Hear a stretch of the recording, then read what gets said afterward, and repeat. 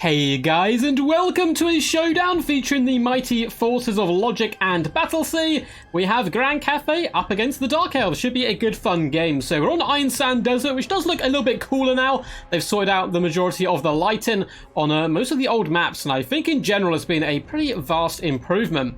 For the Grand Cathay forces, we've got a bit of Dowie geometry here. So there's going to be a box of Peasant Longspears and Jade Warriors, in the middle of which there is triple Crane Gunners, which is pretty scary stuff. I can see them doing a good number over on the Dark Elves, as well as a Grand Cannon. We have some Peasant Horsemen chasing away enemy skirmishers. And up in the skies, you have a Dragon-Blooded Lord coming in with Ancestral Warriors Summon, Missile Mirror, Talons of the Night, all the good stuff you'd usually expect, and even more Peasant Horsemen over on this flank. Approaching them, we have a load of Harpies up in the skies for the Dark Elves, the wannabe Furies of the world, and a couple of repeater crossbowmen who are currently not being supported. They're falling back, and holy cow! We have Malus Darkblade getting absolutely rinsed. Massive shots coming in on the Crane Gunners, down to half HP already. We then have a load of Blackheart Corsairs, a load of Beak Swords, very wide Dark Elf build with Dark Shards in the mix, and a Sorceress of Shadows. So let's get this battle well and truly underway.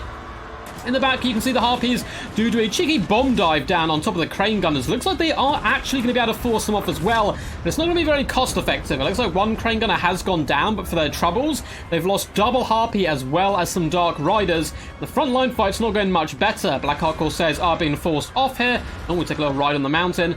But there are good stuff going for the Dark Elves as well. You can see Malus Darkblade has forced his way into the back line, shutting down at the second unit of Crane Gunners. He really has a bone to pick with them. Lovely use of the Dark Elf formation, get into a tighter formation to kind of wiggle their way through the gaps of this Grand Cathay defensive formation and start shutting down the back line. Love to see it. Dark Riders, or the Dark Shards I should say, have pushed up, going to be engaging with the crossbowmen of the enemy. That's going to be a relatively even trade, or at least it was going to be. Now we have Ancestral Warriors birthed into life once more to continue their great deeds from their previous lives. And that is to slay the enemies of Grand Cathay. You can see blood splattering left and right. I'd hope there's no blood from the Ancestral Warriors, as they are, of course, undead stone beings. Looks like we have some more Jade Warriors pushing forwards onto the crossbowmen as well, and we have even more Jade Warriors looking to move on. Peasant Horsemen have done a decent job so far, pestering at the Dark Riders and shutting them down. And where are those crossbowmen? They've actually been caught here. This is a disaster. So one unit's fine, but elsewhere, Peasant Horsemen are carving their way through Dark Riders. Really not what the Dark Elves want to be seeing. However, they have Malus Darkblade, who is incredibly powerful right now. And I think as long as he lives, there is hope. Looks like the Sorceress is going to be darting back and forth. We saw some lovely pit of shades from her early on, but she needs to be a little bit careful. There's some cannon shots whizzing overhead right now. Jade Warriors are engaged with the Bleak Swords. It is a bloody affair down here in the middle, and it looks like a Murderous Paris has indeed been popped. Blackheart Corsairs are currently trying to jump over the barrier of dead bodies, which blocks their path. The blood is making that certainly tricky to do. Peasants are moving forward as well to get a bit of a better angle on the enemy back line.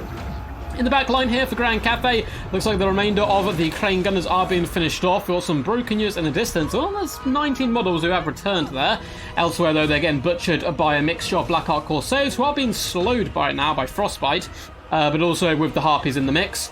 And the Ancestral Warriors being summoned should fend off the majority of these units. They seem to run away, though, right now. They've done their job of killing those Crane Gunners, and elsewhere, the Sorceress of Shadows should be able to shut down that secondary unit. Malus Darkblade is vibing right now. He's chilling amongst a load of Peasant Longspearmen. Not really where he wants to be. He has managed to jump free there. Definitely wants to push forward to freedom while he can.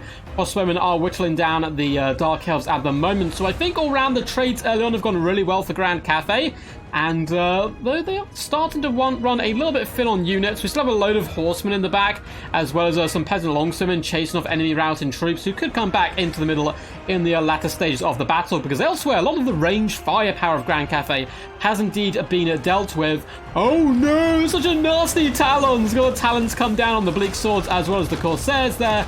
And yeah, that's not a good day to be them. The Jade Warrior crossbowmen were sacrificed into the moor, but you can see it was certainly worth it. There's just a blood stain on the ground and a load of Dark Elf bodies. We're going to put a shades go down on the horsemen who are trying to steer their steeds wide of it. The peasants are less happy there. They are just so covered right now. Although their colour scheme's red. Okay, I thought they were literally covered head to toe in blood, which I wouldn't be surprised with a pit of shades like that coming in. Looks like Malus Darkblade is healed up a significant amount right now. They're still looking like quite a big threat, and he's still got his Tz'arkan kind of form to transform into as well.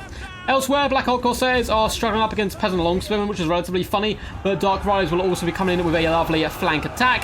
They're going to force back the Peasant Longspearmen, and they're going to be able to probably die in the attempt. I don't think there's enough of them to fend off the peasantry. Grand Lord is floating up in the sky. I'm sure he's going to be up to no good soon. Looks like he is hunting at the sorceress's bouquet. Do not blame him there. And it looks like elsewhere the Peasant Longspearmen are being hunted by Malus, which is probably worse pickings for him. But hey, he's got to do what he got to do as a Dark Elf in these dark times. And it looks like the Spearmen are being forced off here by a mixture of bleak swords as well as Malus. And though the balance of power has favoured Grand Cathay for the majority of the battle, things are looking a little bit sketchy. Dark Shards, though, have been able to be caught, which is really bad there. Like, the Peasant Horsemen are going to be able to pin them in place and shut them down. So it's probably going to end up being a bit of Malus versus the world. You can see the battle is hugely spread out now and stretched across the scope of the battlefield. In the distance, we have some Peasant Longspearmen as well, looking to bring their spears to the Dark Shards. It's going to be a long trek, my god. Under fire, you haven't even been given ammunition. There's even Dark Shards pretending to be peasants in an attempt to escape their threat. Oh no, the Dark Shards are facing the wrong way. Okay, that's not going to be a good day to be a Dark Shard. Trust me, a spear up the bum is not a nice experience for anyone. And it looks like the Dark Shards are indeed going to be dealt with there. So Grand Cathay certainly in the driving seat here. But we still have that Tz'arkan form, which is something to remember. We're going to fast forward here as these armies kind of just pick at each other and try to finish off routing units and break them down. Up in the skies, the Drowned Lord quite comfortably is able to deal with the Harpies, who do land, though, which isn't a bad play, because maybe Malus could have jumped on the Drowned Lord, but looks like he was distracted elsewhere. And the Dark Elves are simply getting picked apart here by Logic's Grand Cathay forces. The Dark Shards are being forced off in all different directions. Malus is very close to his healing cap as well. I'm not sure if he gets a completely new HP bar as Tz'arkan. I believe he does, so I don't know if his healing cap carries across or not. If it doesn't, I think Tz'arkan's got a really good shot of winning this. It looks like we do have loads of Spearmen coming back. Grand Cathay forces just going to be reforming the lines here as Malus chases off a few routing troops, and we get ready for the ultimate showdown of ultimate destiny. Who's your money on, lads? Do you think Malus can pull this out of the bag? Still about 3,900 HP, just over there, up to 153 kills. Still has Tz'arkan mode. We've got a load of beat up peasant horsemen. They are not doing great HP wise. None of the infantry is either, apart from that unit of spearmen who can come back.